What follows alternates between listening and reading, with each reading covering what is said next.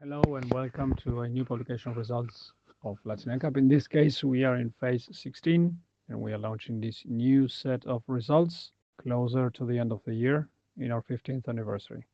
As usual, we're going to release the results with our video. In the video, we're going to share the cars we tested. In this case, is the Hyundai Tucson 6 airbags made in Czech Republic and Korea with a facelift, and the Citroen Basalt standard 4 airbags made in Brazil. Summary of cars we tested in this opportunity is the Hyundai Tucson, Korea and Czech Republic, and the Citroen Basalt made in Brazil. Let's go for the results. The Hyundai Tucson, first time ever for the Hyundai to reach 5 stars. Congratulations to Hyundai on the Tucson. Good protection overall. And it's important to mention that this car was tested initially without side airbags, just frontal, which was the standard, and then they improved. The story is that in this latest stage of development, the car was facelifted, adding driving assistance technologies, and we retested the frontal impact as you're watching it now with a hybrid version powertrain, which in this case is a more severe crash test where you have heavier conditions for the scenario. The result was overall good protection for the 4 occupants, good performances, enough for the 5 stars robust result. On top of that, we have noticed slightly unstable structure due to the extra load in this structure on the frontal crash. The side impact was performed at the very first time the Tucson was tested. There was no changes in the side impact and in the structure on the side, but the car at that time did not have the standard airbags, as you can see, and the manufacturer accepted this as a worst case scenario. And with this condition without the side airbags, that was the input used when the car was rated with 3 stars, when the car got the standard side airbags in production. Important to say in this car is that the structure and the side impact is good enough to prevent the car's intrusion into the passenger's compartment, and this is something we highlighted already in the previous publication as well. The pole impact is also from the previous publication back in the year 2022. Remember, in 2023, remember that this car, as explained, was later updated with side head protection as standard. As you can see, good protection for the head, which is relevant and the most severe crash test. This is passive safety, the same as in the previous update of the vehicle, as a consequence of a selection of LatinNCAP without the side airbags. Good protection in the side impact. The whiplash, also same performance. There were no changes in the whiplash design or seat configuration for this car. So we kept the same results, and also for pedestrian protection. The only thing that we double checked was with a new facelift in the bumper. There were no change or negative impact on the pedestrian protection for this vehicle as well. The improvements that were introduced in this car were mainly on the driving assistance technologies, which were detailedly tested. The ESC, no changes. We checked that the new vehicle has the same performance than the old version tested a few years ago, and the vehicle, of course, met a very good performance in the ESC scenarios and the most test scenarios. And here is the big change, the update to the driving assistance technologies. Car-to-car AB on the vehicle, which was almost full score. Good performance, robust performance on the system, on the static vehicle and movable vehicle as well. And also ABVRU, autonomous emergency braking systems for vulnerable road users.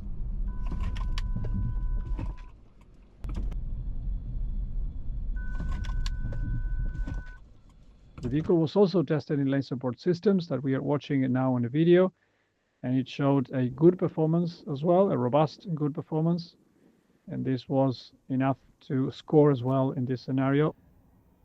Also, blind spot detection was tested and rated on full score for this car. Next result is the Citroen Basalt. The Basalt was rated with 0 stars. Pay attention to the weak protection to the passenger chest and also marginal for the neck in the whiplash, and no side head protection as standard, so no pole impact and 0 points there. Frontal crash test, we are watching it now. The vehicle showed unstable structure, and to make things worse, the structure was reinforced asymmetrically. The structure had reinforcements on the driver's side that were not present in the passenger side, and that explained why it was rated as unstable. As mentioned earlier, the vehicle showed weak protection for the chest because the pretensioner for the passenger side failed in the frontal crash. The child occupants also did not show full protection in the frontal crash scenario, even though the manufacturer used rearward-facing seats using isofix anchorages and support leg as well, following best practices globally. It is important to mention that this car does not offer the side head protection even as optional, and it has 4 airbags as standard, so side body airbags. As we are seeing now, the side impacts, side body airbags worked well to protect the adults. Unfortunately, the child occupant protection on the side did not perform well. There was a head contact, which explains also the score and the side impact for the child occupant protection. And we also noticed that the structure of the car on the side, here we see the head contacts and the situations with the head exposure on the side, on the children on the side, and the side impact, the structure did not perform as well as expected, and there was an intrusion of the car. As explained, the car was not tested on pole impact because the vehicle did not have side head protection. On pedestrian, passive safety was reasonably good. Overall, the vehicle is not the best result, but a reasonably good result. It's amazing also that the manufacturer is not offering any driving assistance technologies, so the manufacturer could not score well, the car could not score well on the pedestrian box. The whiplash protection showed marginal protection to the neck. We're seeing now the slow motion movie. And we are now moving to the ESC. The ESC performance was okay, and also the MUS test conditions were also okay for the vehicle. However, as explained earlier, the vehicle is not offering any extra driving assistance technologies.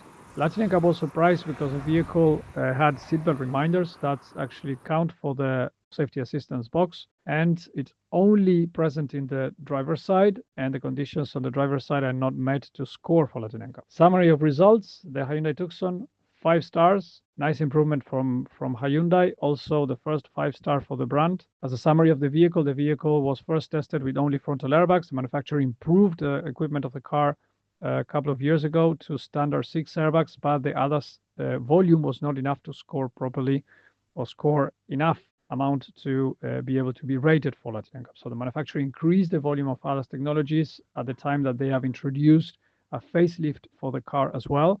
Everything was tested. The car was tested also in the frontal impact with a hybrid powertrain condition, which is a heavier than normal. And it's still, the vehicle showed a robust 5-star performance overall in this case.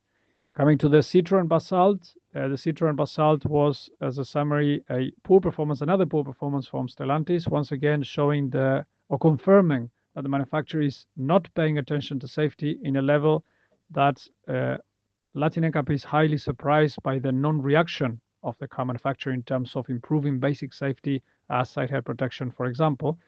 The Citroen Basalt is sold in India, produced and sold in India as well. And in India, it has 6 airbags as standard. It's the first time we see a double standard on a manufacturer in a different direction than what it used to be in the past. Latin America used to have the same model in Latin America, used to have better equipment, better safety equipment than the same equipment in the same car in India.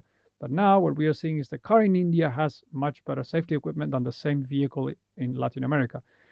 Reminder, the Citroen Basalt was rated with unstable structure due to the asymmetrical reinforcements. We also noticed a failure in one of the pretensioners, leading to a weak protection in the chest of the passenger side.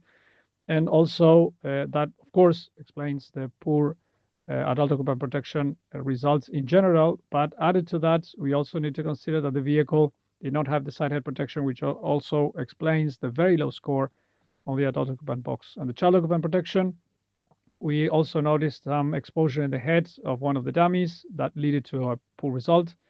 Pedestrian protection, passive safety is quite okay, but still missing the autonomous emergency braking systems for vulnerable road users. And last but not least is the safety assist box, where the vehicle is clearly in a very low score, explained by the lack of seatbelt reminder in all sitting positions, 0 points in seatbelt reminders, and absolutely no driving assistance technologies other than the ESC, which is a requirement by law.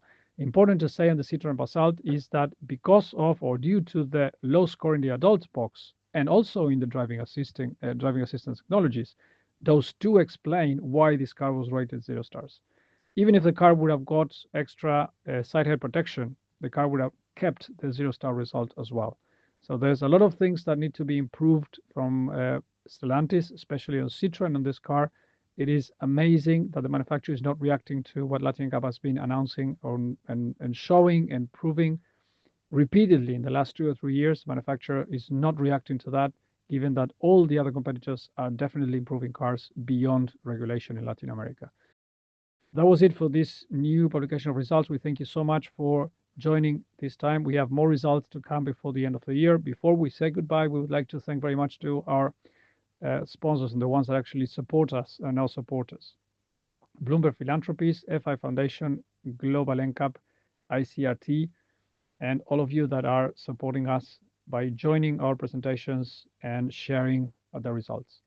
Thank you so much for joining in this new publication. We see you in the next one fairly soon, and get ready because we have more results until the end of the year.